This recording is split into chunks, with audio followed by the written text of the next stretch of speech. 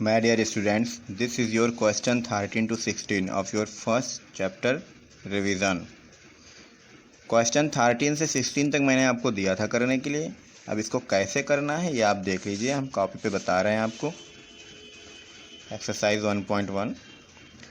Using the rules of divisibility find which of the following numbers are divisible by 2 and 5.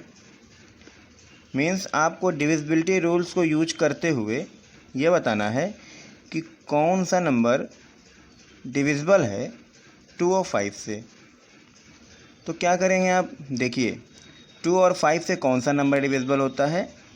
जिस number का unit place last में, मतलब सबसे last में जो नंबर हो वो डिविजिबल हो 2 से, तो वो नंबर 2 से डिविजिबल हो जाता है. जैसे यहाँ पे 6 है तो 6 जो है वो 2 से डिविजिबल है.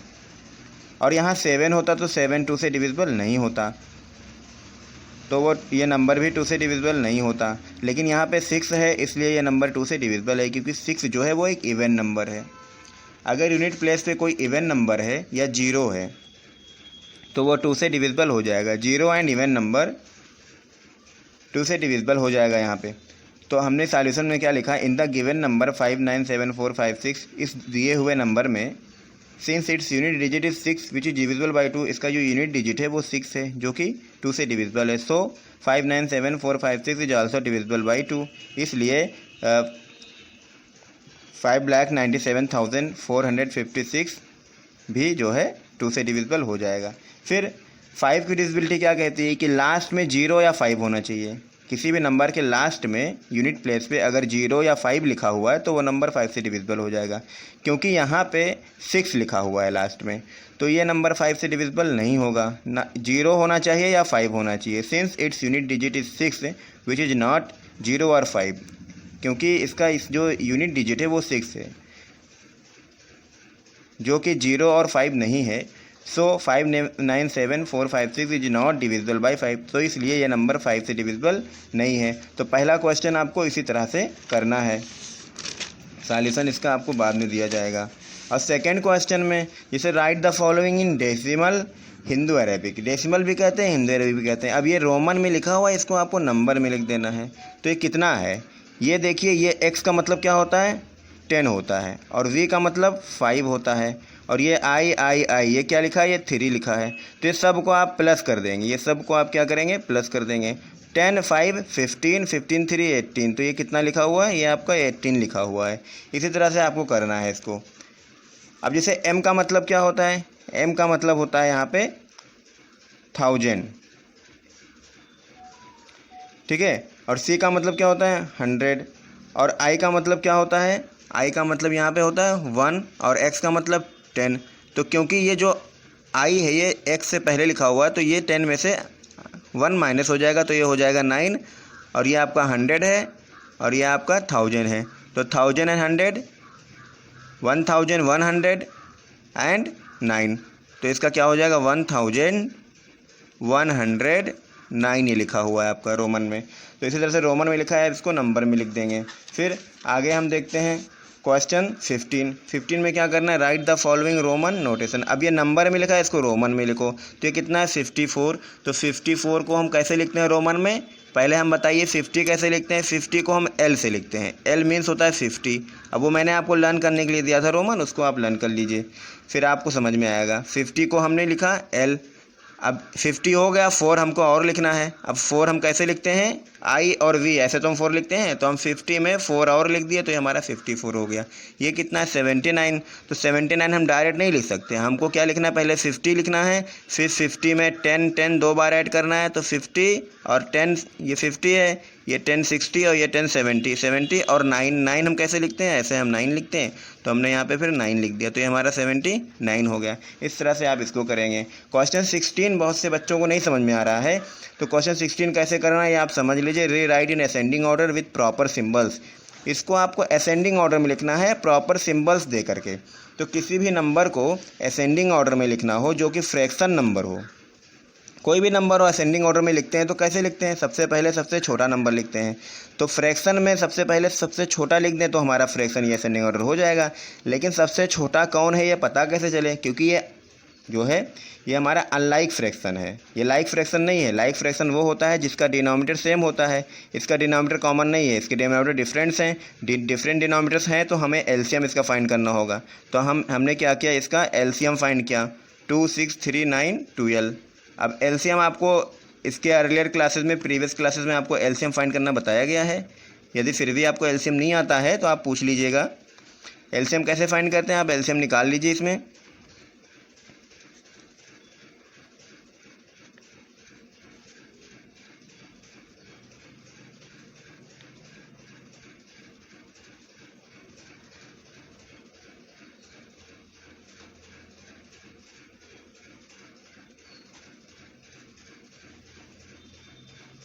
तो आपका एलसीएम क्या हो गया यहाँ पे, ये यहाँ के जो डिनोमिनेटर्स का एलसीएम निकालना है आपको 2, 36, 3, 9, 12 डिनोमिनेटर्स का एलसीएम आप निकालेंगे। तो डिनोमिनेटर्स का एलसीएम निकालने पे क्या होगा, जो जो नंबर से यहाँ ये डिविजिबल होगा सबको हम क्या करेंगे, मल्टीप्लाई कर देंगे। चारों नंबर को मल्टीप्लाई कर देंगे, 2 मल्टीप्लाई 2 मल्टीप्लाई 3 मल्टीप्लाई 3। तो हमारा क्या हो गया, 2 2 जा 4 एंड 3 3 जा 9 एंड 4 9 जा हमारे पास क्या हो गया 36। ठीक है, तो इस तरह से हमारे पास जो एलसीएम आ गया वो क्या आ गया 36 आ गया। अब क्योंकि ये जो नंबर है इसको हमें असेंडिंग ऑर्डर में लिखना है, तो हमने क्या किया है, इसको सबको हम इक्वल कर देंगे, इक्विवेलेंट कर देंगे। हम जिस सभी के डिनोमिनेटर्स को इक्विवेलेंट टू 36 कर देंगे, इनके डिनोमिनेटर्स को 36 के इक्वल कर देंगे।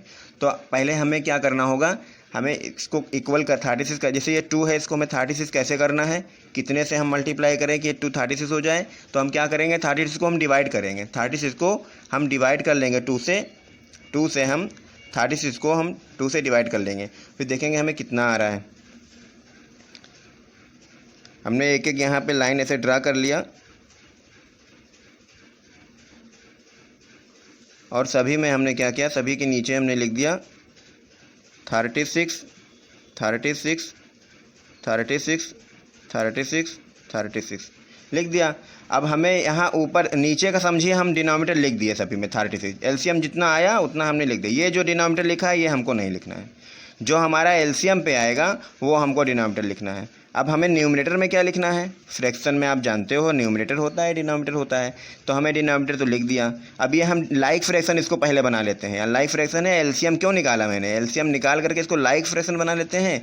जब ये लाइक फ्रैक्शन हो जाता है तो इसको असेंडिंग ऑर्डर में लिखना आसान हो जाता है, तो हमें कंपेयर करना आसान हो जाता है, क्योंकि हम न्यूमरेटर को देख के कंपेयर करते हैं। ठीक है, तो हम क्या करेंगे, अब हम इसको जो है यहाँ पे हम कितना राइट करें, तो यहाँ पे जितना लिखा है उतना लिख दीजिए। 3 लिखा हुआ है यहाँ पे 3 लिख दीजिए। यहाँ ऊपर न्यूमरेटर कितना लिखा है 17, हम यहाँ 17 लिख देते हैं। यहाँ कितना लिखा है 1, यहाँ हम 1 लिख देते हैं। यहाँ ऊपर न्यूमरेटर में कितना लिखा है 5, जो नीचे लिखा है वो तो लिखना नहीं क्योंकि डिनोमिनेटर का आपने एलसीएम लिख दिया है। ऊपर क्या लिखा है 7, तो हमने यहाँ 7 लिख दिया। अब एक काम और करना है, सबको क्या करना है, मल्टीप्लाई करना है। मल्टीप्लाई सभी पे क्या करना है, हमें मल्टीप्लाई लगा देना है, सभी पे मल्टीप्लाई। अब मल्टीप्लाई कितने से करना है, जितना नीचे के डिनोमिनेटर से डिवाइड करने पे आए एलसीएम को। अगर हम 36 को 2 से डिवाइड करेंगे तो ये इसका 3 है ना, 2 का जो न्यूमरेटर है वो 3 है, तो 3 को हम कितने से मल्टीप्लाई करें, जितना इसके डिनोमिनेटर से डिवाइड करने पे आएगा। तो 36 को जब हम डिवाइड किए 2 से तो ये कितना आया, ये हमारा आया 18, तो 18 से इसको हम मल्टीप्लाई कर दिए। इसी तरह से हम इसको भी करेंगे, तो ये हमारा 36 से 36 को करेंगे तो 1 आएगा, तो इसको 1 से कर दिए। 3 से 36 को किए तो 12 आया हमारा, तो इसको हम 12 से मल्टीप्लाई कर दिए। और 9 को 36 से किए तो हमारा ये जो है 4 आया, तो 5 को हम 4 से कर दिए। 12 को हम 36 से डिवाइड करेंगे तो हमारा ये जो है 3 आएगा, तो 7 को हम 3 से कर दिए। फिर इस तरह से जब हम इसको कंपेयर करना स्टार्ट करेंगे तो 18 3 जो हमारा ये होगा 54, 54/36, 17/36, 12/36, एंड 20/36, एंड 21/36। अब इसमें आपको ये देखना है कि नीचे का नंबर तो कॉमन है, 30 से 36 सब में है, इसमें तो छोटा बड़ा बताओगे नहीं। ऊपर का नंबर देखो कि सबसे बड़ा कौन है, यहाँ 54 है, यहाँ 17 है, यहाँ 12 है, यहाँ 20 है, 21 है। अब यहाँ सबसे बड़ा जो है वो आपको सबसे बाद में लिखना है, और असेंडिंग ऑर्डर में सबसे पहले सबसे छोटा लिखते हैं। तो आपको फाइंड करना है स्मॉलेस्ट नंबर कौन सा है, तो ये क्या है, ये आपका 12 है। ठीक है, ये आपका 12 है। तो सबसे छोटा 12 है आपका, 12 पे आप 1 लिख दीजिए, ये आपका 1 है। और 17 आपका इससे बड़ा है, यहाँ पे आप 2 लिख दीजिए, मतलब इसको आपको दूसरे नंबर पे लिखना है। थर्ड पोजीशन पे आपको ये लिखना है 3, और फोर्थ पे आपको ये लिखना है 21, और फिफ्थ पे आपको क्या लिखना है 54। तो इस तरह से ये आपका क्या हो जाता है, ये आपका हो जाएगा, सबसे पहले आप क्या लिखेंगे 12/36 is less than 17/36 is less than 20/36 is less than 21/36 is less than 54/36।